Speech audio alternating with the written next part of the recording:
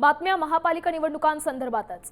राष्ट्रवादी शरदचंद्र पवार पक्षाला सोडचिठ्ठी दिल्यानंतर प्रशांत जगताप यांनी काँग्रेसमध्ये प्रवेश केला। मुंबईतील टिळक भवनात काँग्रेस प्रदेशाध्यक्ष हर्षवर्धन सपकाळ यांच्या उपस्थितीत हा संपूर्ण पक्षप्रवेश पार पडला।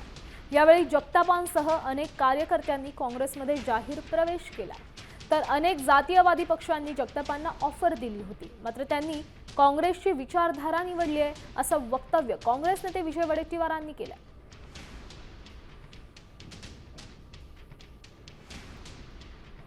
सर्वांनी त्यांना फोन केलेत, सर्वांनी त्यांना थांबवण्याचाही प्रयत्न केला।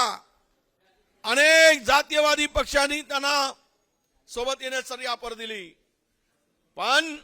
परंतु प्रशांत भाऊंनी सांगितलं, मी ज्या विचारातून घडलो आहे तो विचार मी सोडणार नाही। तो विचार म्हणजे या देशातील सेक्युलर विचार, काँग्रेसचा विचार, पुरोगामी विचार, शाहू फुले आंबेडकरांचा विचार।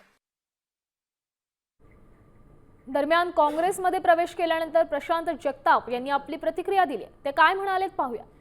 प्रशांत जगताप आज काँग्रेसमध्ये दाखल होतोय। मागचा 26.5 वर्षाचा अनुभव मी सांगितला। माझं वय आज 47 आहे।